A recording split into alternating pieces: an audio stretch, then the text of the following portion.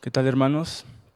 Les mandamos un saludo y este día vamos a compartir la palabra acerca del Salmo 2. Va a ser una miniserie y en este día vamos a enfocarnos en la primera parte y vamos a orar para comenzar esta predicación de la palabra. Padre, gracias por la oportunidad que tenemos de acudir a tu palabra. Gracias, Padre, por la oportunidad que nos das de escudriñar tu escritura y poder leerla y poder escucharla y poder interiorizarla. Señor, en esta hora oramos, Dios, para que podamos escuchar lo que el Espíritu tiene que decir, lo que tú tienes que decir acerca de todo, Señor.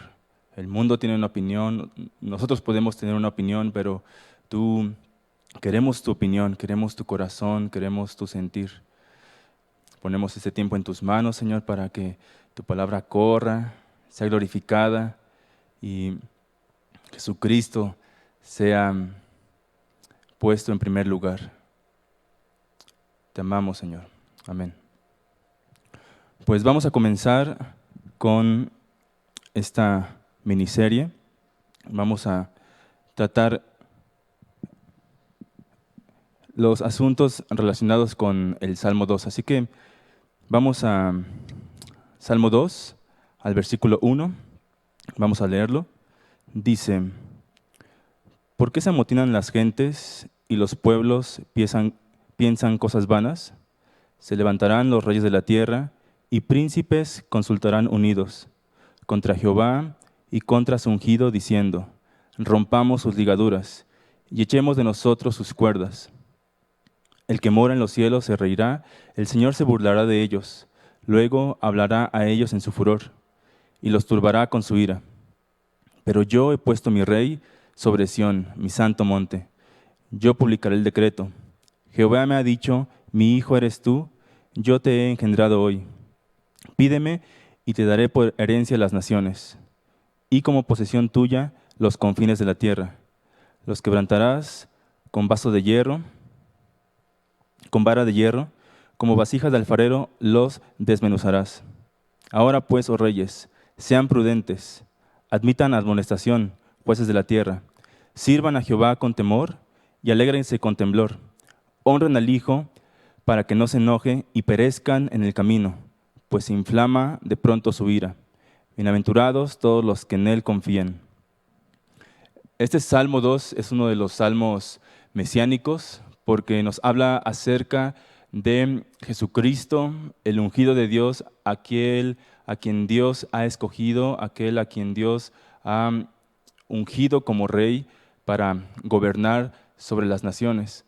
Y en este salmo nos habla de algo que se está fraguando en este momento, desde que el rey David escribió este salmo, ya se estaba fraguando varias de estas cosas, ya se estaban gestando muchas de estas cosas, y hoy en día lo estamos viendo, cada día va más en aumento, y esto va a llegar a su clímax, a su conclusión, cuando Jesucristo venga por segunda vez para reinar en esta tierra.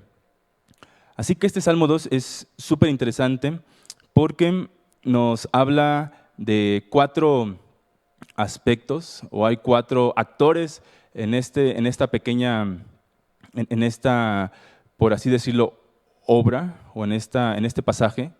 Hay 4 actores que están teniendo participación. En primer lugar, tenemos la oposición de los reyes, de los gobernadores, de aquellos que tienen un lugar de autoridad y todos aquellos que los siguen. Tenemos este primer actor que se oponen a lo que Dios ha dicho, se oponen a todo lo que tenga que ver con Dios, se oponen a todo lo que tenga que ver con su ungido, con Cristo, con el rey que Dios ha designado, y ellos no quieren nada con Dios, nada con su palabra, nada que tenga que ver con Dios, lo quieren. Y dice en esta primera parte que los reyes se rebelan y se oponen contra Dios. Y también los que siguen a estos reyes, a estos gobernantes. El segundo actor es la respuesta del Padre. ¿Cómo responde el Padre ante esta situación de los reyes y de los pueblos y de las naciones? Y la respuesta del Padre es increíble porque el Padre exalta a Jesucristo como Rey. Esa es la respuesta del Padre. El Padre exalta a Jesucristo como Rey de la tierra. El tercer actor es la respuesta de Jesús. Jesús está de acuerdo con el decreto del Padre, con la opinión del Padre, con lo que el Padre ha dicho. Jesucristo está de acuerdo con esta declaración que el Padre ha hecho. Y se une a esta declaración, se une a este hecho, a esta realidad, y Él, pues, de alguna manera intercede en los asuntos que tienen que ver con el Padre. Y es una situación totalmente diferente a la de los reyes y de las naciones. Los reyes y las naciones se oponen a Dios. Dicen, no queremos tener nada que ver contigo, Dios. No nos importa nada de lo que tú has dicho, de lo que tú dices, de lo que vas a decir. No queremos nada contigo, no queremos nada con tu ungido. Y estos pueblos y reyes se rebelan contra Dios, se levantan. Y en cambio, por el otro lado está Jesucristo, en donde dice, sí Dios, sí Señor, sí Padre, estoy de acuerdo con el decreto que tú has dicho acerca de mí. Y en cuarto lugar tenemos la exhortación de David. Es bien interesante porque David está en una posición bien interesante, pero lo vamos a ver más adelante, en qué situación está David, en donde él ve a los reyes de la tierra, ve a los pueblos, a las naciones que se rebelan contra Dios, ve al Padre y ve el decreto del Padre, increíble. Después ve la respuesta de Jesucristo al decreto del Padre y la resolución que tiene David en cuanto a estos tres actores es bien interesante porque dice, reyes, creo que les conviene que se alineen a la opinión del Padre. Reyes, les conviene alinearse a lo que está en el corazón del Padre, a lo que Él ha dicho, porque las cosas no van a terminar muy bien para ustedes, reyes, ni para ustedes, pueblos que siguen a los reyes. Así que el rey David exhorta a los reyes, dice, les conviene que besen al hijo. ¿Saben qué, reyes? Les doy un consejo, besen al hijo, hónrenlo. Con temblor, con temor y con alegría, les conviene mejor besar al Hijo.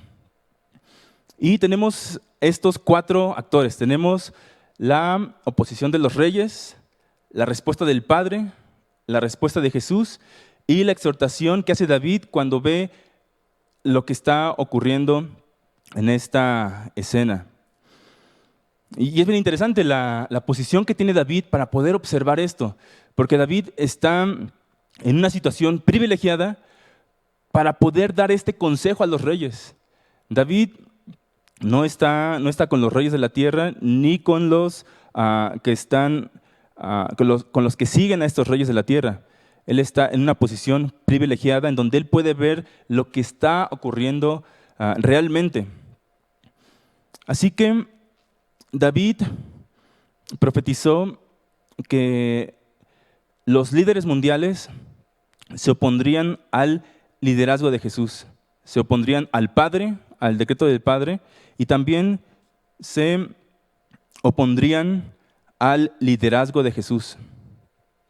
Y esta oposición ha sido siempre y cada vez está creciendo más y llegará a su clímax en la generación cuando el Señor Jesucristo regrese por segunda vez a gobernar en esta tierra. Así que este es un salmo mesiánico y es un salmo profético.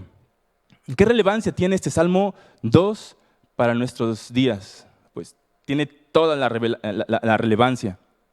Es súper relevante porque nos habla de lo que está ocurriendo, de lo que va a ocurrir y de cómo nosotros debemos reaccionar a lo que está ocurriendo. ¿Cuál es la manera adecuada para reaccionar adecuadamente y tener parte con Dios y tener parte con lo que Dios está haciendo?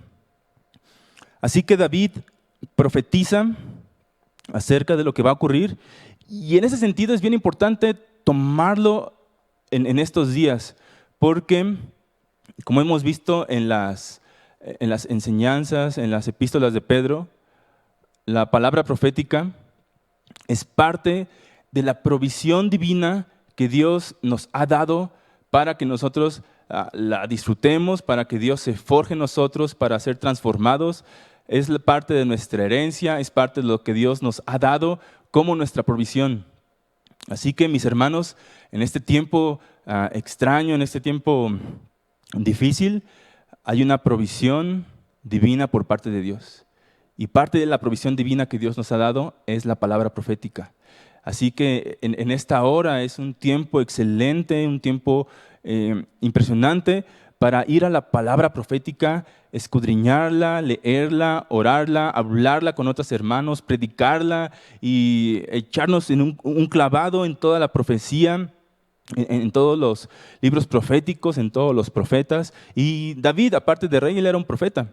Así que entra perfectamente dentro de la palabra profética. Lo que David escribió acerca de Jesucristo y de lo que está por venir.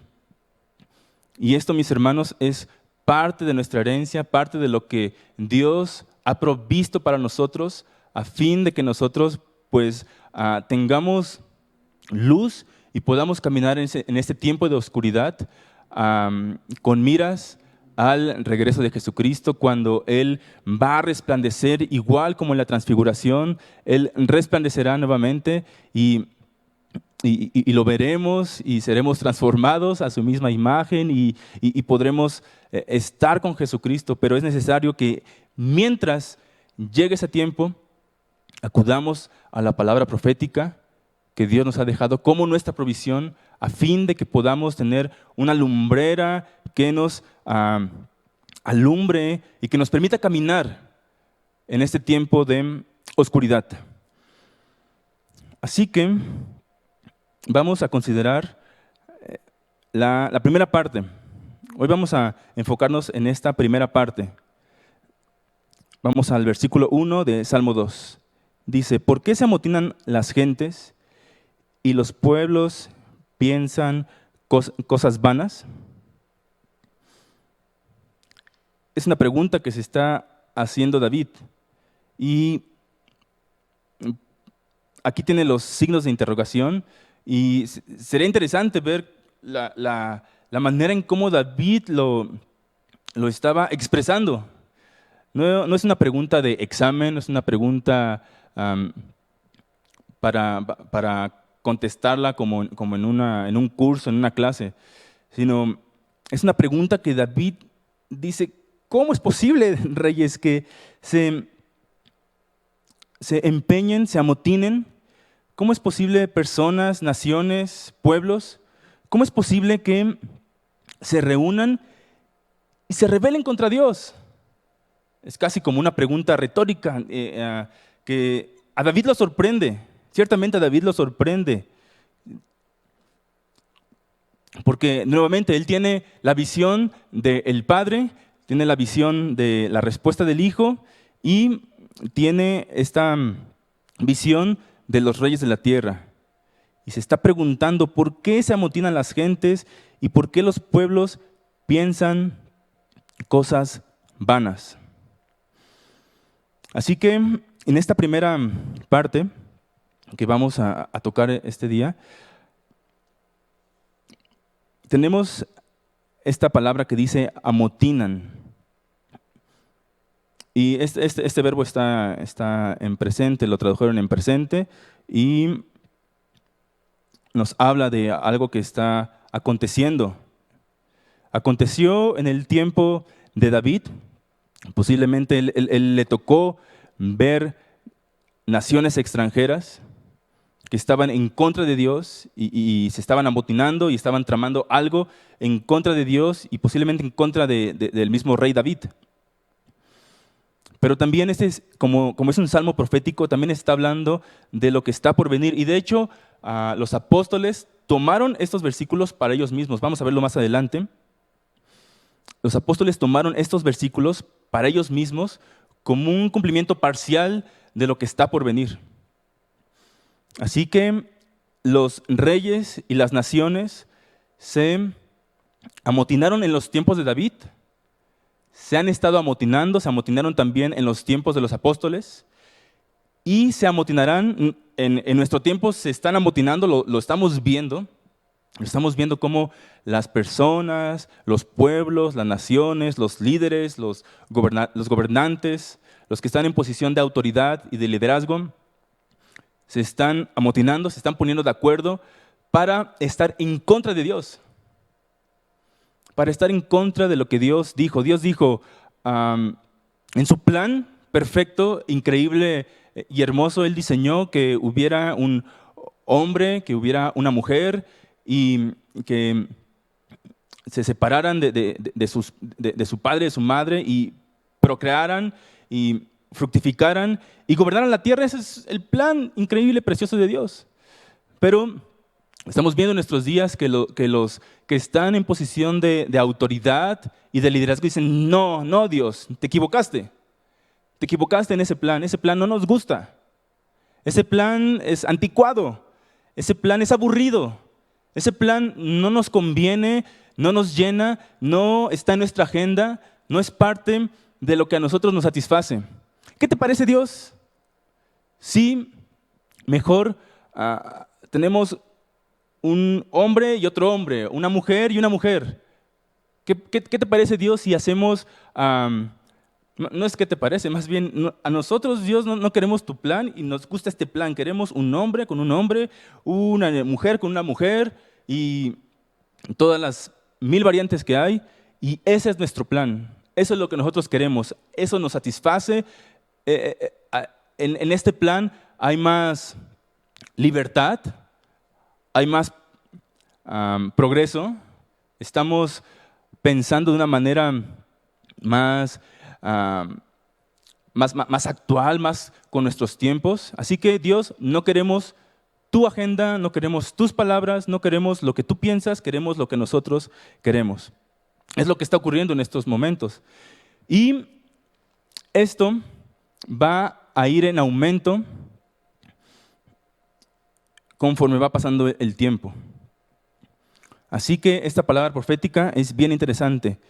El amotinar de las naciones, repito, ocurrió en los tiempos de David, ocurrió en los tiempos de los apóstoles, está ocurriendo en nuestros tiempos, va a ir en aumento y va a llegar a su clímax cuando Jesucristo regrese.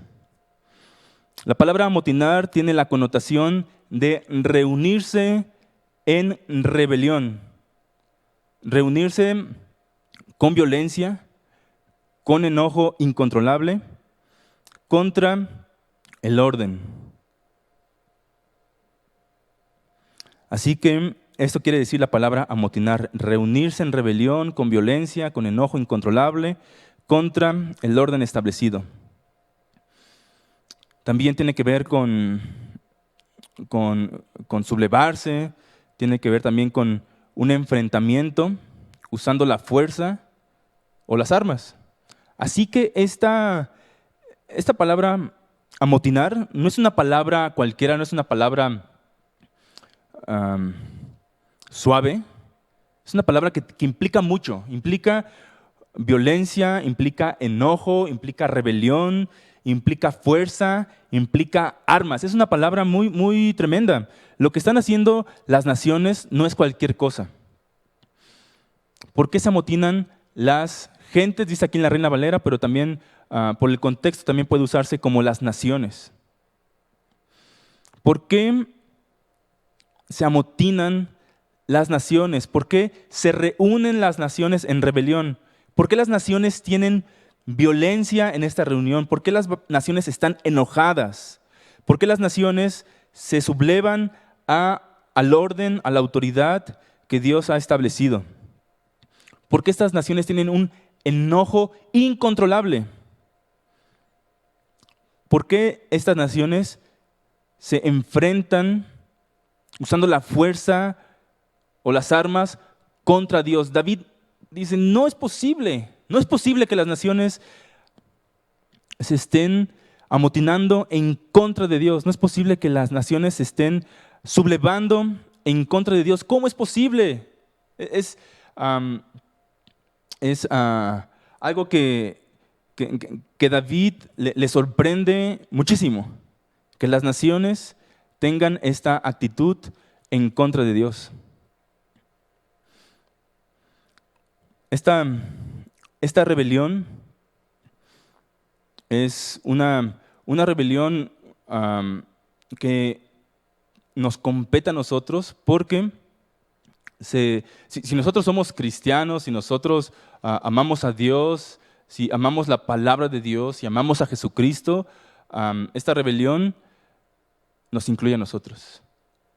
Esta rebelión nos afecta a nosotros. Por eso es muy relevante el Salmo 2. Es muy relevante el Salmo 2 en estos tiempos, porque nos compete a nosotros. La rebelión contra Dios también es una rebelión contra la iglesia y es una rebelión contra los miembros de la iglesia.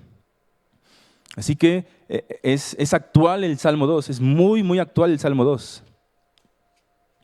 La rebelión es una rebelión violenta, es una rebelión con un enojo incontrolable, es una rebelión real, es una rebelión que se está desarrollando.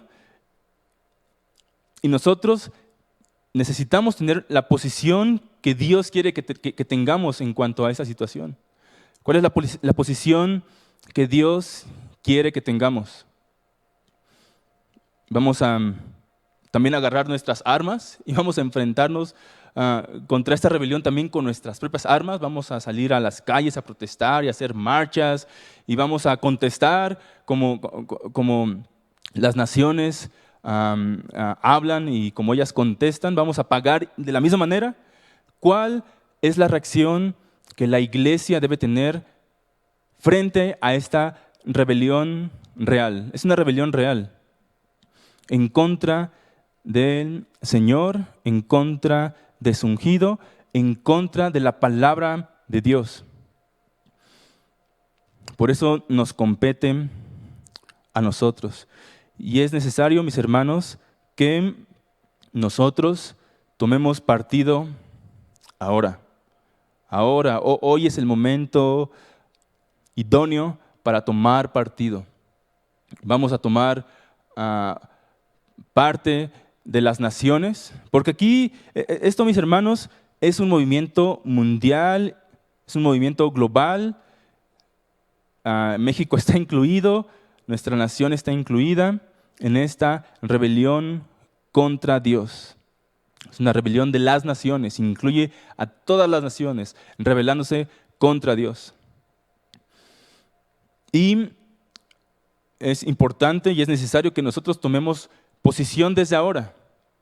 ¿Vamos a seguir el camino de las naciones que se rebelan contra Dios o vamos a tener la posición de la iglesia y responder como Dios quiere que respondamos? Es fácil a priori decir, obviamente voy a tomar la posición de Dios. Es fácil decirlo ahora, pero esta decisión tiene que estar acompañada de una acción. No puede ser una decisión de decir, pues sí, yo soy cristiano, amo a Dios, amo a Jesús, amo su palabra, y pues ya no. Es necesario tomar una decisión proactiva. Es necesario actuar proactivamente.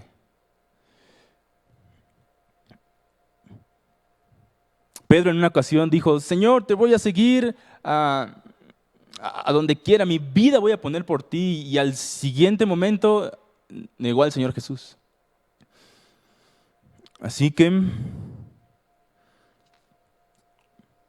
vamos a ver algunos ejemplos de esta rebelión, de este amotinamiento de las gentes, este amotinamiento de las naciones. Vamos a ver ejemplos de la Biblia para que podamos tener un concepto más amplio de lo que implica la rebelión y cómo esto sí nos afecta a nosotros. Por eso es que tenemos que tomar partido y actuar respecto a este amotinar de las gentes, porque no solamente, repito, es un amotinamiento en contra de Dios, no es una sublevación solamente en contra de Dios, sino se sublevan también en contra de nosotros, porque nosotros somos hijos de Dios.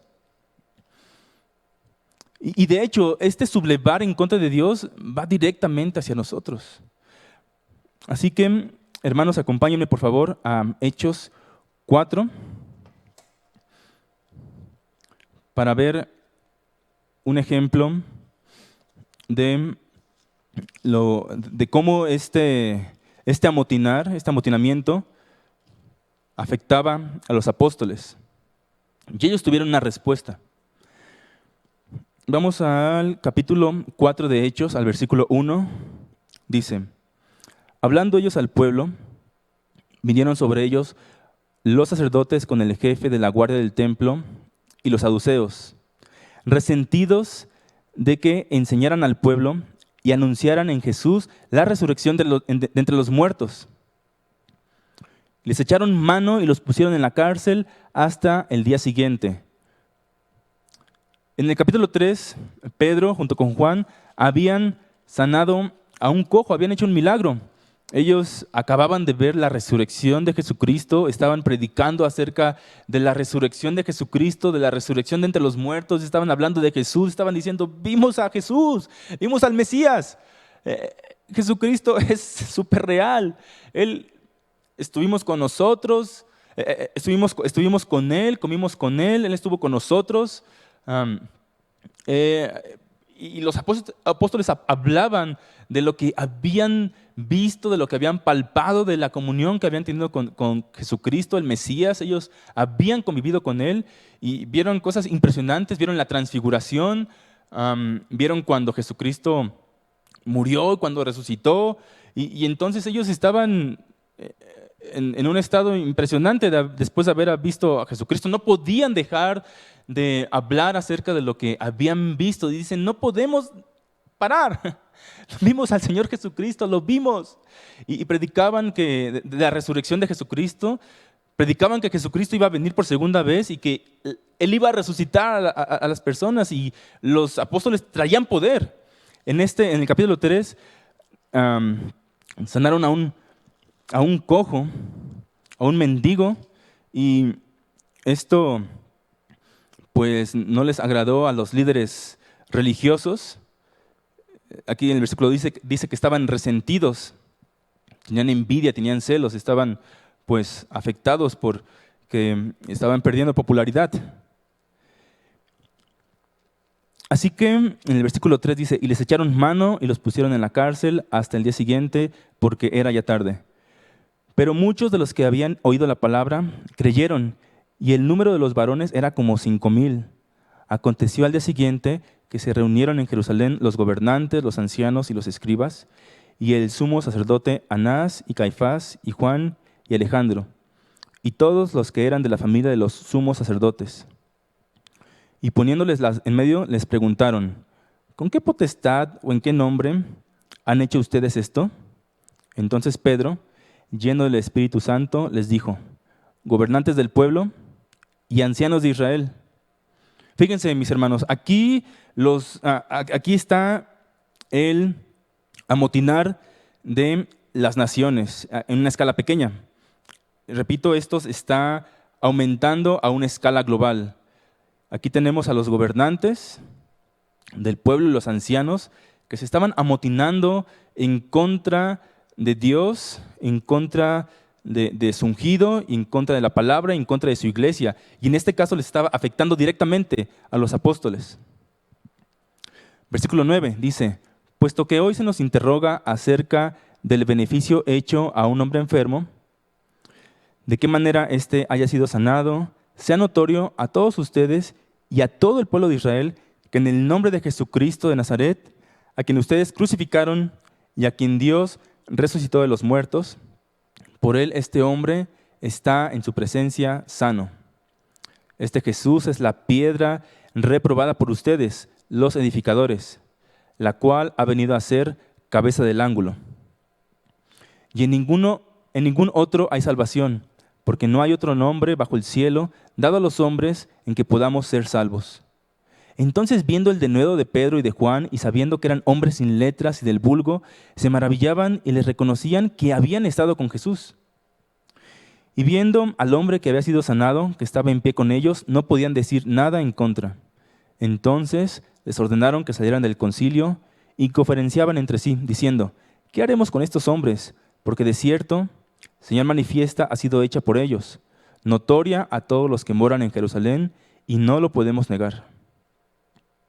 Sin embargo, para que no se divulgue más entre el pueblo, amenacémosles, para que no hablen de aquí en adelante a hombre alguno en este nombre. Y llamándolos, les intimaron que en ninguna manera hablaran ni enseñaran en el nombre de Jesús. Mas Pedro y Juan respondieron diciéndoles: juzguen si es justo delante de Dios obedecer a ustedes antes que a Dios, porque no podemos dejar de decir lo que hemos visto y oído. En estos versículos donde Pedro y Juan responden acerca de lo que la autoridad está diciendo, ellos dicen: juzguen, piensen, consideren esto. ¿Es justo obedecerlos a ustedes antes que a Dios? Ciertamente ustedes son los gobernantes, los que están ejerciendo una cuestión de liderazgo aquí están gobernando, están rigiendo, tienen autoridad, pero lo que nos están diciendo va en contra de Dios totalmente. No podemos hacer eso. No podemos ir en contra de lo que Dios ha dicho. No podemos ir en contra de la voluntad de Dios. No podemos hacerlo. Juzguen ustedes si esto es correcto. No podemos obedecerlos a ustedes antes que a Dios. Así que los apóstoles habían recibido una encomienda, habían recibido una tarea que hacer, y los gobernantes en este caso estaban en contra de lo que Dios había dispuesto. Esto es súper relevante para nosotros, para la iglesia en estos tiempos. Súper relevante.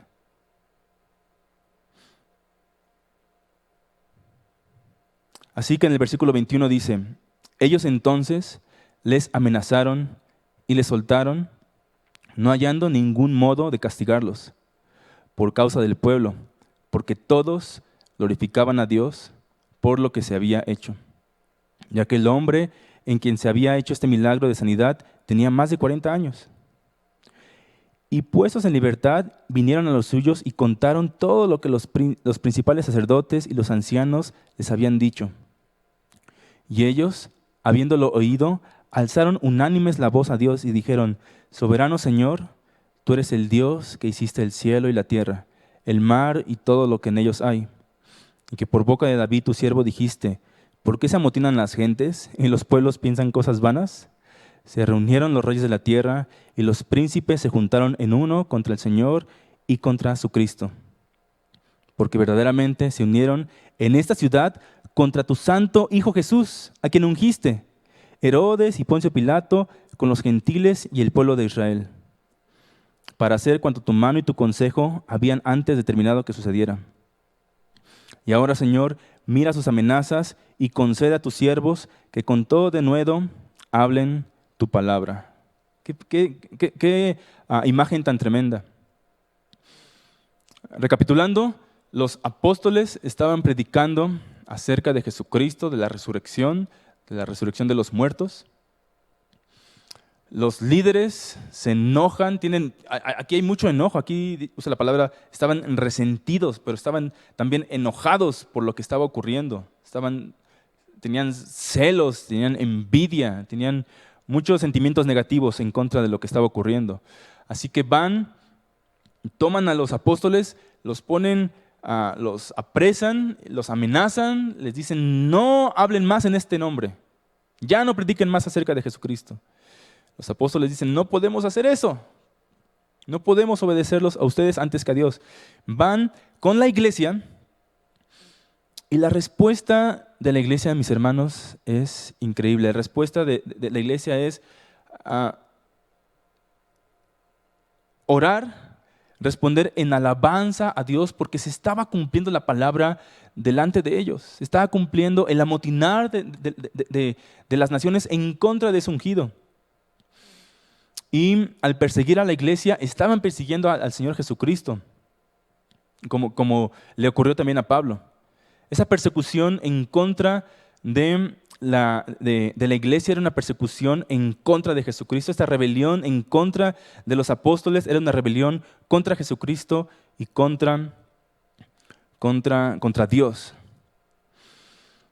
Así que la respuesta de la iglesia en el tiempo de los apóstoles fue alabar a Dios, fue orar a Dios, fue alegrarse por lo que estaba ocurriendo. Dice en el versículo 24 que ellos alzaron unánimes la voz a Dios. Oh, mis hermanos, ¿cuánto necesitamos alzar unánimes nuestra voz a Dios? Oye, pero ellos dicen una cosa. No podemos, mis hermanos, no podemos dejar de hacer lo que Dios nos ha dicho que tenemos que hacer. Y la respuesta de los apóstoles es un ejemplo para nosotros, alzar nuestra voz unánimes, un solo sentir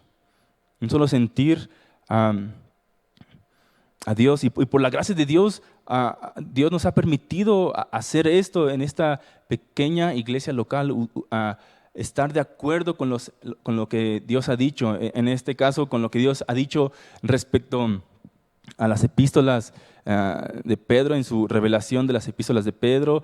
Hemos alzado nuestra voz unánimes en lo que Dios ha dicho respecto al Salmo 119, a su ley, respecto a lo que Dios ha dicho acerca de la restauración de las puertas y de todo lo que Dios nos ha hablado en nuestra iglesia local.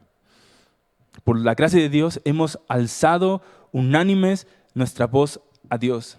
Y entonces esta es una respuesta proactiva que debemos continuar haciendo, alzar unánimes nuestra voz a Dios, reconocer quién es Dios, reconocer lo que Él ha hecho, lo que está haciendo y lo que está por hacer. Y pues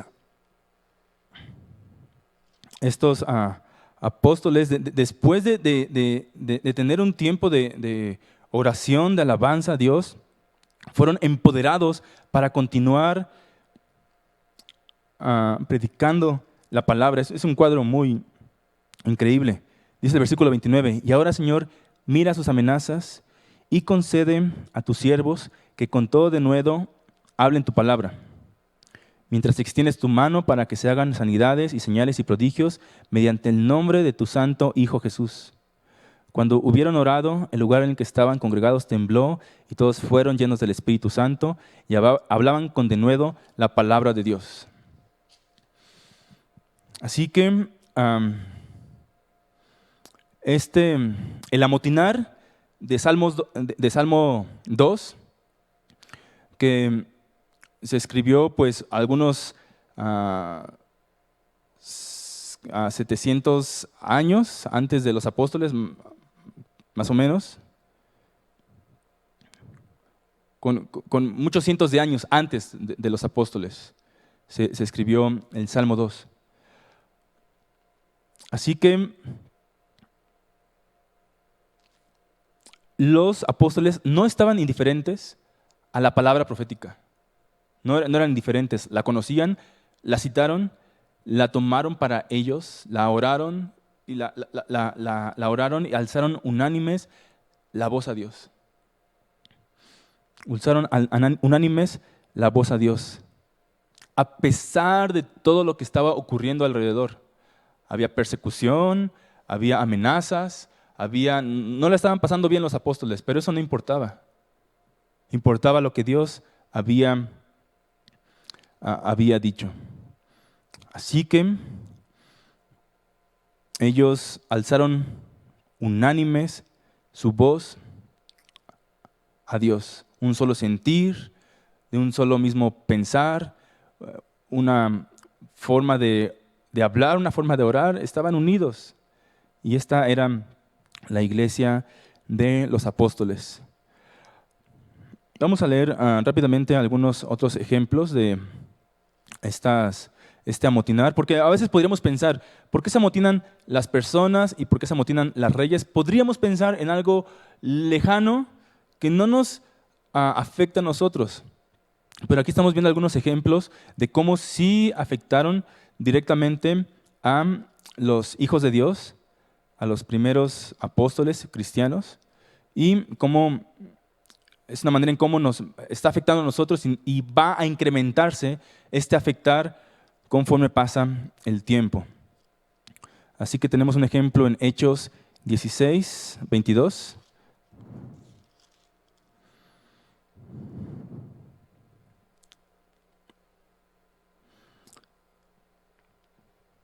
Hechos 16, 22 dice: y se agolpó el pueblo contra ellos, y los magistrados, rasgándoles las ropas, ordenaron azotarlos con varas. Después de haberles azotado mucho, los echaron en la cárcel, mandando al carcelero que los guardara con seguridad.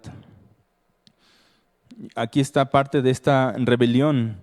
Son ejemplos de la rebelión de las naciones afectando a los discípulos. Los azotaron, les rompieron la ropa, los metieron a la cárcel, y esta es una rebelión de las naciones, el amotinar de las naciones, la sublevación de las naciones en contra de Dios y de su ungido y de su palabra. También en Hechos 17, versículo 5, tenemos otro ejemplo.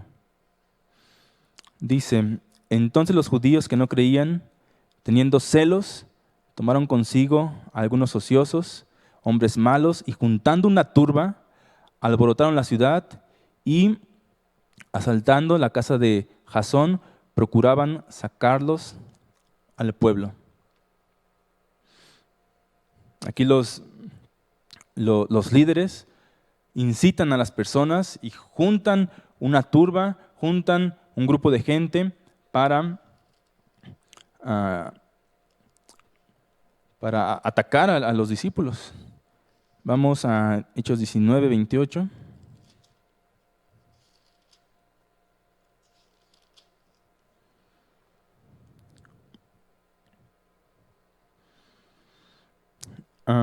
Hechos 19, 28 dice: cuando oyeron estas cosas, se llenaron de ira y gritaron, diciendo: ¡grande es Diana de los Efesios!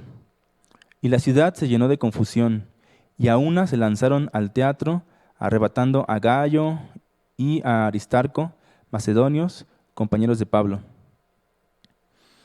Y en el versículo 32 dice: unos pues gritaban una cosa y otros otra, porque la concurrencia estaba confusa y los más no sabían por qué se habían reunido, etcétera. Bueno, pues ahí tenemos algunos ejemplos de multitudes que se reunían en contra de Dios y de su ungido. Esta rebelión, mis hermanos, como lo estaba diciendo hace un momento, continúa y cada vez se está incrementando más.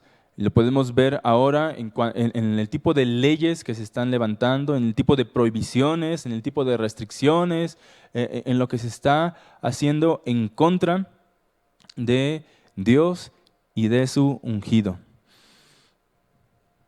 Y esta rebelión va a tener su clímax cuando el Señor, en la generación en la que el Señor regrese. Vamos a Apocalipsis 19, versículo 11.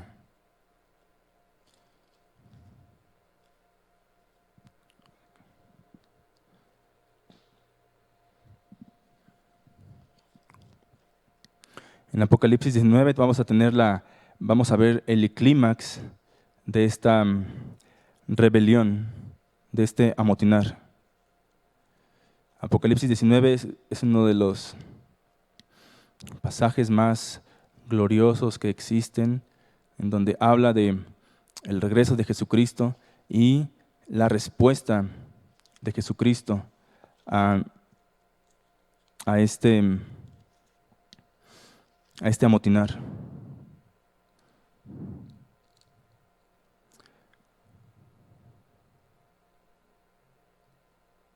Dice Apocalipsis 19, 11. Entonces vi el cielo abierto, y he aquí un caballo blanco, y el que lo montaba se llamaba Fiel y Verdadero, y con justicia juzga y pelea.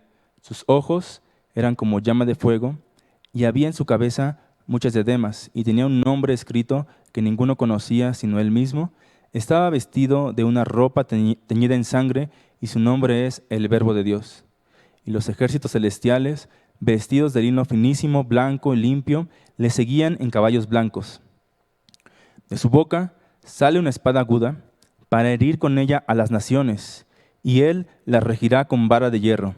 Y él pisa el lagar del vino del furor y de la ira de Dios, del Dios Todopoderoso. Y en su vestidura y en su muslo tiene escrito este nombre: Rey de Reyes y Señor de Señores. Y vi a un ángel que estaba en pie en el sol y clamó a gran voz diciendo: a todas las aves que vuelan en medio del cielo, vengan y congréguense a la gran cena de Dios, para que coman carnes de reyes y de capitanes, y carnes de fuertes, carnes de caballos y de sus jinetes, y carnes de todos, libres y esclavos, pequeños y grandes.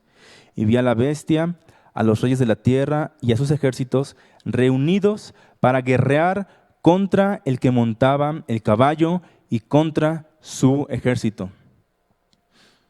Y la bestia fue apresada, y con ella el falso profeta que había hecho delante de ella las señales con las cuales había engañado a los que recibieron la marca de la bestia y habían adorado su imagen. Estos dos fueron lanzados vivos dentro de un lago de fuego que arde con azufre.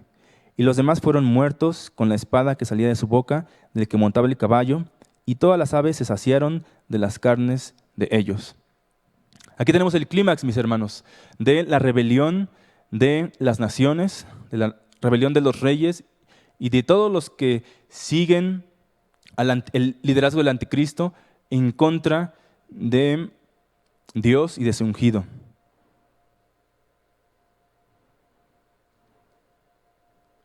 Yo creo que algunos han tenido la misma experiencia después de leer el capítulo 19. Muchos han respondido: ¿cómo es posible? ¿Por qué se reúnen? ¿Por qué se reúnen los reyes? ¿Por qué se amotinan en contra de Dios? Es algo como inconcebible. ¿Cómo es posible que se puedan reunir contra Dios y contra su ungido? ¿Cómo es posible que se puedan reunir contra el que va a gobernar la tierra? ¿Cómo es posible que se atrevan a rebelarse contra aquel que tiene una espada que sale de su boca? ¿Y cómo es posible que se atrevan a enfrentarse a aquel que tiene ojos como llama de fuego? Es inconcebible esta situación, pero así va a ocurrir. Así que en esta rebelión que tiene su clímax al final de la era, Jesucristo los vence con la espada de su boca, y es una escena muy, muy fuerte. Y posiblemente haya quien diga: oye, pero habría que llegar a este punto, habría que matarlos y hacer una venganza tan fuerte. Mis hermanos, los que se rebelan contra Dios, se rebelan abiertamente contra Dios, abiertamente en contra de Dios. No quieren tener nada que ver con Dios. Es una rebelión abierta, es una rebelión violenta, es una rebelión que no tiene marcha atrás. Ellos están decididos a ir en contra de Dios. No hay remedio para estas naciones que han decidido resueltamente ir en contra de Dios. No hay otro remedio más que Dios aplique su justicia, aplique su venganza. Y para terminar esta primera parte de Salmo 2, este primer versículo, quiero volver a retomar la pregunta de sobre qué partido vamos a tomar. Vamos a tomar el partido de las naciones que se rebelan contra Dios, o vamos a tomar el partido, la parte de los que están a favor de lo que Dios ha dicho. Es necesario tomar una resolución, es necesario tomar hacer nuestra mente clara hacia dónde vamos a seguir, porque no podemos tener una posición neutral, una posición tibia. Es necesario reconocer que somos vulnerables, somos muy vulnerables y somos susceptibles de caer, somos débiles en un sentido y es necesario presentarnos delante de Dios como vulnerables y decir, Señor, soy muy vulnerable, soy débil, te necesito hoy para que tú seas en mí, para que tú me llenes, para que tú transformes mi manera de pensar, para que tú me cambies, para que tú me perdones, te necesito, Señor. En Mateo 24, 12, tenemos una señal que iba a preceder el regreso de Jesucristo. Y en esta parte, en Mateo 24, 12, es una de las señales en donde Jesucristo habla y responde a las preguntas de las señales acerca del fin. El Señor Jesucristo dice, el amor de muchos se va a enfriar. Vamos a este versículo, por favor. Vamos a Mateo 24, versículo 12. Esta última parte vamos a tomarla para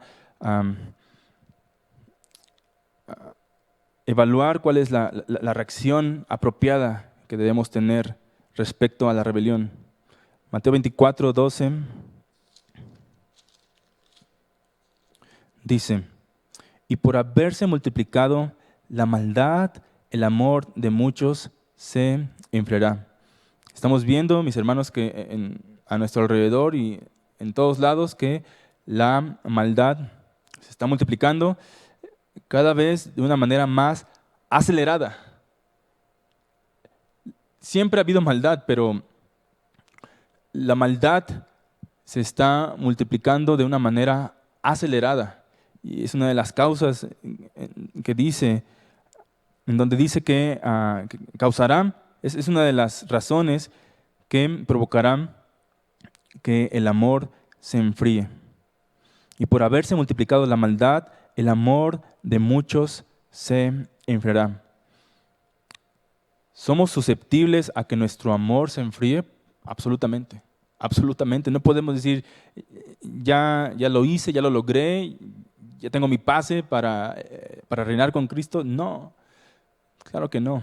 Somos muy susceptibles a que nuestro amor se enfríe. No importa las veces que hayamos leído la Biblia, los años que tengamos, la posición que tengamos, somos vulnerables a que nuestro amor se enfríe.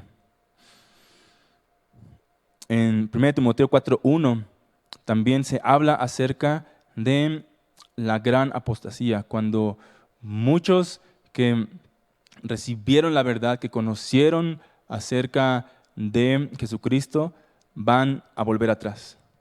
Es una de las señales que preceden el regreso de Jesucristo, la gran apostasía. ¿Somos susceptibles a esto? Por supuesto.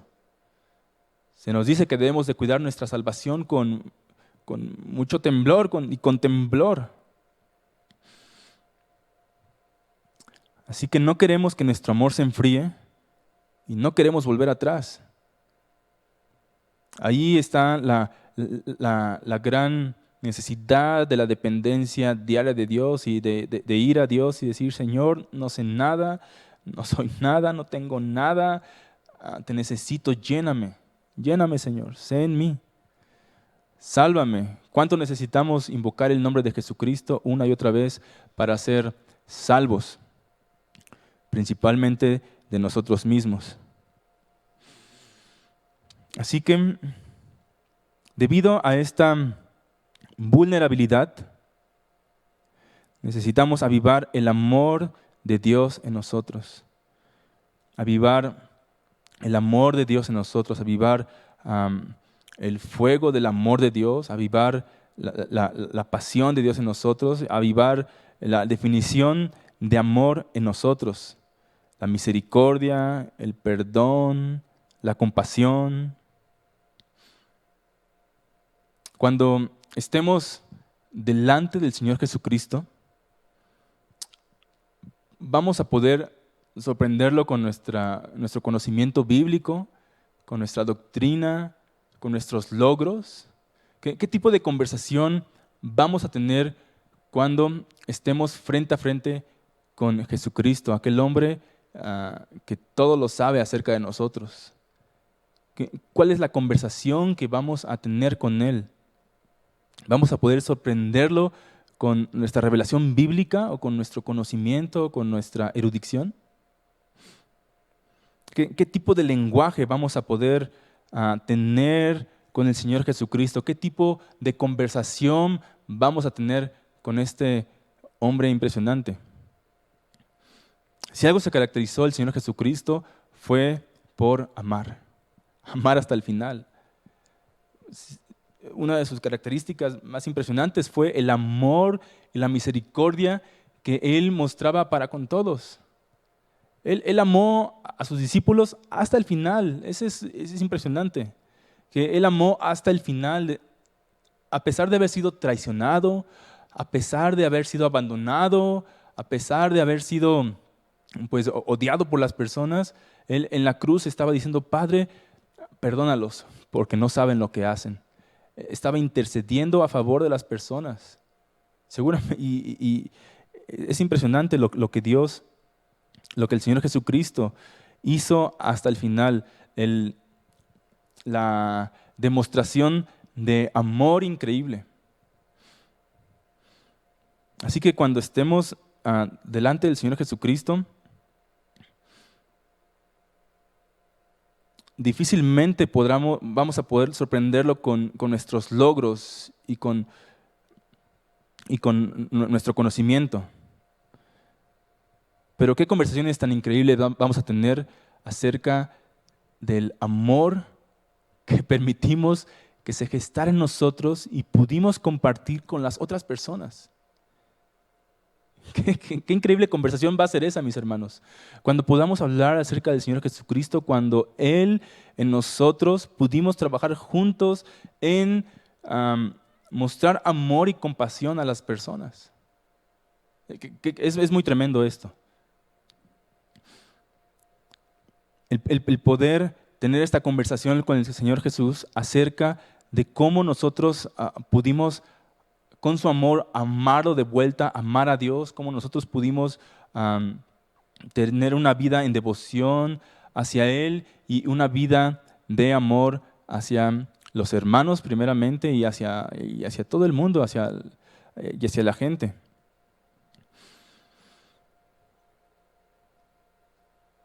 Así que la pregunta al final va a ser, ¿cuánto del Señor tuvimos en nosotros para amarlo a Él y a los demás? Y esta es la necesidad principal en nuestros días para responder de una manera correcta al amotinar el amotinar de las personas. Un ejemplo lo tenemos en levantar unánimes la voz al Señor, estando de acuerdo con su decreto, con lo que Él ha dicho.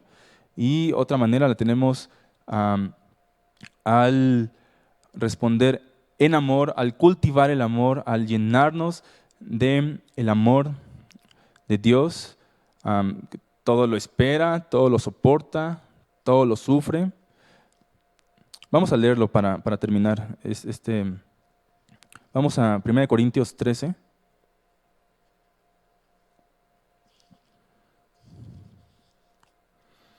1 Corintios 13,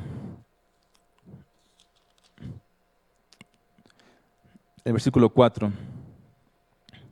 Dice, el amor es sufrido, es benigno, el amor no tiene envidia, el amor no es jactancioso, no se envanece, no hace nada indebido, no busca lo suyo, no se irrita, no guarda rencor, no se goza de la injusticia, mas se goza de la verdad. Todo lo sufre, todo lo cree, todo lo espera, todo lo soporta. El amor nunca deja de ser, pero las profecías acabarán y cesarán las lenguas, y la ciencia acabará. Porque en parte conocemos y en parte profetizamos, mas cuando venga lo perfecto, entonces lo que es en parte se acabará. Señor Jesús, gracias por tu palabra, gracias por la revelación que tenemos acerca de tu plan, de lo que está ocurriendo en el mundo, del decreto del Padre, el decreto acerca del Hijo. Jesucristo, estamos de acuerdo con tu liderazgo. Señor, te necesitamos, somos vulnerables, Señor. Aquí estamos, Señor, delante de ti. Llénanos, Dios, llénanos. Necesitamos tu vida, necesitamos tu presencia. Transfórmanos, Señor. Cuánto te necesitamos, Señor. Llénanos de ti. Llénanos de tu amor, Señor, para poder amarte a ti, para poder amar a los hermanos, para poder amar a este mundo, Señor. Gracias, Señor, por la oportunidad que tuvimos de escuchar tu palabra, Señor. Te amamos. Amén.